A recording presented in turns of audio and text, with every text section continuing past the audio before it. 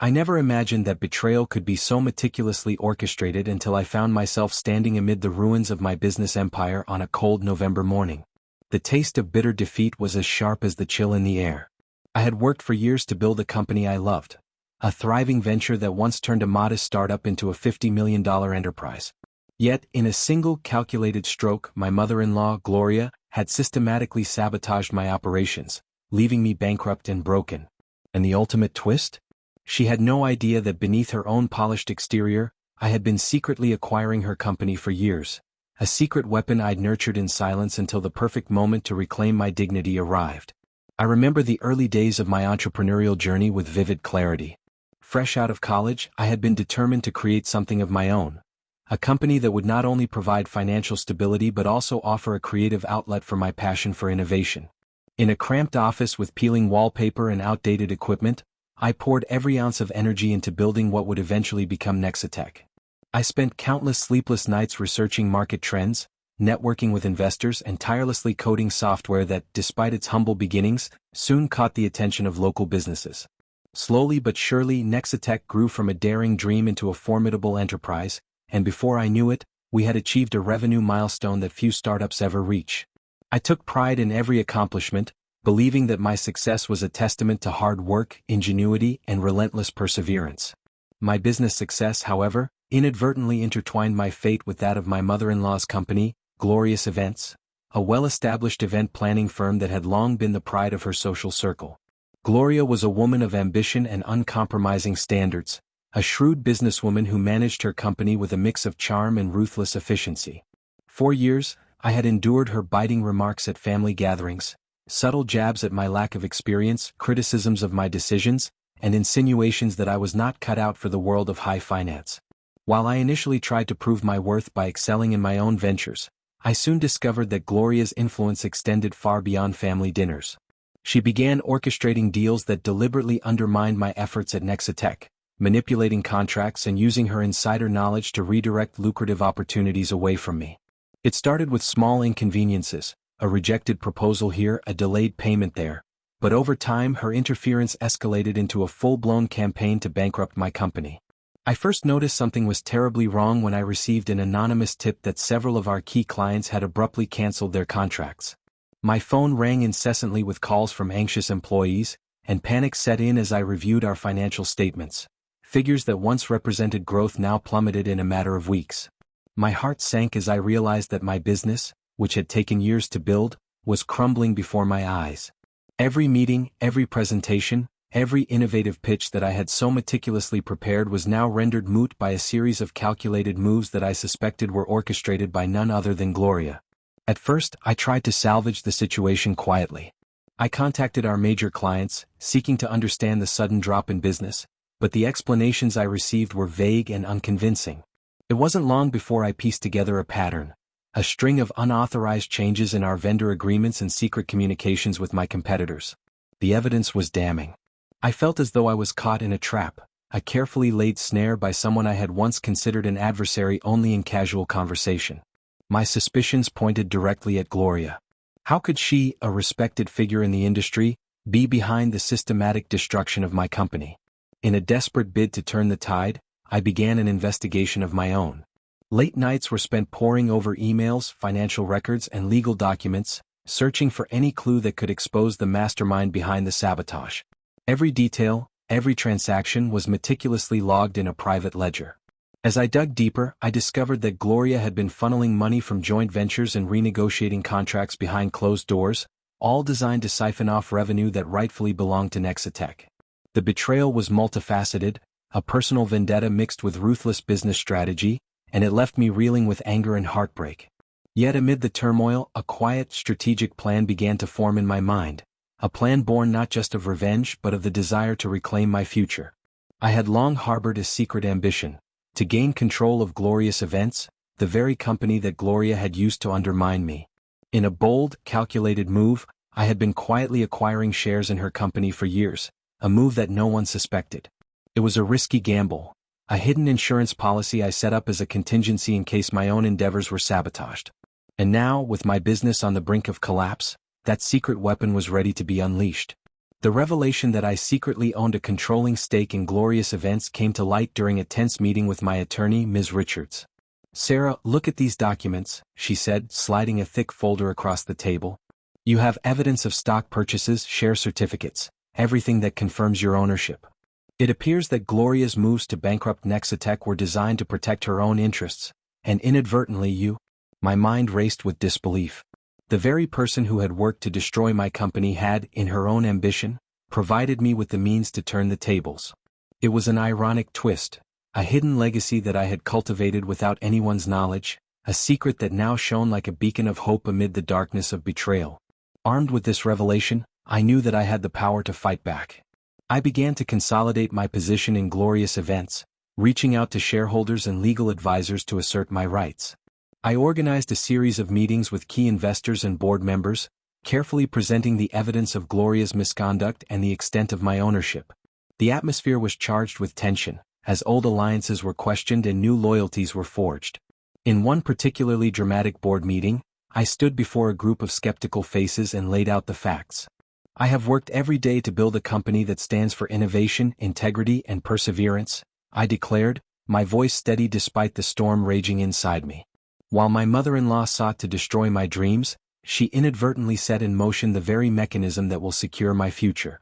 I am not a victim, I am a survivor, and I now own the company that once belonged solely to her.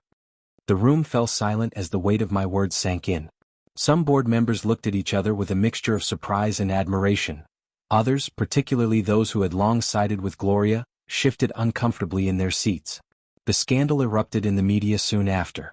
Business journals, local newspapers, and online blogs were abuzz with headlines proclaiming the shocking twist in what had been a high-stakes corporate feud. "Entrepreneur exposes MIL's ruthless scheme, owns her company," read one headline, and the buzz only grew louder. The public reaction was swift and polarizing. While many hailed my courage and ingenuity, others condemned the betrayal as a family drama gone too far. Amid the chaos, my mother-in-law's carefully constructed facade began to crumble. Gloria, who had once exuded confidence and authority, was now forced to confront the fallout of her actions. In a series of public statements, she attempted to downplay the scandal, claiming that she had only been acting in the best interest of the family. But the evidence was irrefutable, and her reputation suffered a catastrophic blow. At a press conference, her eyes darted nervously as she tried to explain away the irregularities in financial records, but no one was convinced. The court eventually ordered an independent audit of Glorious Events, and the findings confirmed my suspicions. The company's funds had been misappropriated to shield Gloria's personal debts and lavish lifestyle. The verdict was clear. Gloria had not only betrayed me but had also betrayed the trust of countless stakeholders who believed in the integrity of our family business. As the legal battles waged on, I found solace in my personal growth. I continued to lead Nexitech with renewed determination, leveraging the crisis to innovate and expand. My business, once on the brink of collapse, began to recover as I used my newfound influence in Glorious Events to secure lucrative contracts and forge new partnerships. Every day was a battle fought and won, a testament to the resilience that had carried me through the darkest of times. I began speaking at conferences about ethical business practices and the importance of standing up against corruption, sharing my story in the hope that others might find the strength to reclaim their own destinies. My journey became a rallying cry for entrepreneurs everywhere, a reminder that even in the face of ruthless betrayal, the power to rise again lies within each of us. At home, the dynamic with my family was irreversibly altered. My husband, Mark, who had always been caught in the crossfire of our corporate war, found himself grappling with guilt and regret. In private conversations, he admitted that he had been complicit in many of the decisions that had led to our current predicament. "I should have known better," he said quietly one evening, his eyes filled with remorse. "I was blinded by loyalty, by the belief that everything was as it should be." His words did little to ease the pain, but they did spark a conversation about accountability, a conversation that forced every family member to confront the consequences of their actions. Even my estranged siblings, who had long sided with Gloria out of fear or selfishness, began to see the truth. The scandal had laid bare the fragility of our familial bonds, and slowly, there emerged a cautious desire to rebuild trust from the shattered remnants of our past. In a particularly moving moment, I received an unexpected phone call from a relative I hadn't spoken to in years, a cousin who had always admired my tenacity. "Sarah," she said softly, "I've been following the news, and I want you to know that I'm proud of you. You turned betrayal into a beacon of hope. I hope you understand that you deserve all the success in the world." Her words, sincere and warm, filled me with a sense of validation that I had long craved. It was a reminder that while some in my family had chosen the path of deceit, others recognized my worth and the strength of my convictions. As the legal and financial storms began to subside, I focused on mending not only my business but also my own spirit. I initiated a series of workshops aimed at empowering women in the corporate world, sharing my story of resilience and the lessons I had learned from a betrayal that had almost cost me everything. I spoke about the importance of integrity, the power of perseverance, and the necessity of standing up against corruption, even when it comes from those you once loved. My workshops became a safe space for countless women who had faced similar challenges, and each shared story of recovery and triumph further affirmed my belief that our scars can become our greatest strengths. The journey was long and arduous, marked by sleepless nights, relentless legal battles, and moments of crushing despair, but every setback was met with an unwavering resolve to forge a future defined by my own values. I continued to innovate within Nexatech, pushing the boundaries of technology and expanding our reach to new markets. The financial recovery was slow but steady, and eventually, the combined influence of Nexatech and my controlling stake in glorious events allowed me to turn the tide. I restructured the operations, improved transparency, and built a team that shared my commitment to ethical business practices. My company, once teetering on the edge of bankruptcy, not only recovered but soared to new heights, its success a direct counterpoint to the betrayal that had once nearly destroyed it. Meanwhile, Gloria's empire crumbled under the weight of its own corruption. With the independent audit exposing the full extent of her misdeeds, she was forced to step down from her position as CEO. Her once sterling reputation was in tatters, and the business community began to distance themselves from her. In a dramatic board meeting, I witnessed the final crushing moment when her influence was stripped away, and I, the one they had underestimated for so long, emerged as the rightful leader. The irony was palpable. My mother-in-law, who had once sought to bankrupt me, had inadvertently set in motion the events that led to her own downfall. Public reaction was overwhelming. Newspapers and online publications heralded my story as a tale of resilience and redemption, a narrative of a woman who turned betrayal into a stepping stone for extraordinary success. I was invited to speak at business conferences, where I shared not only the details of the financial scandal but also the deeper, more personal journey of reclaiming my self-worth. Never let anyone define your value, I would say. Your worth is not determined by their greed, their envy, or their betrayal. It is defined by your courage, your integrity, and your unwavering belief in yourself. The words, once spoken in the pain of betrayal, now resonated as a call to arms for anyone facing injustice. As the years passed, I built a legacy that transcended the initial heartbreak.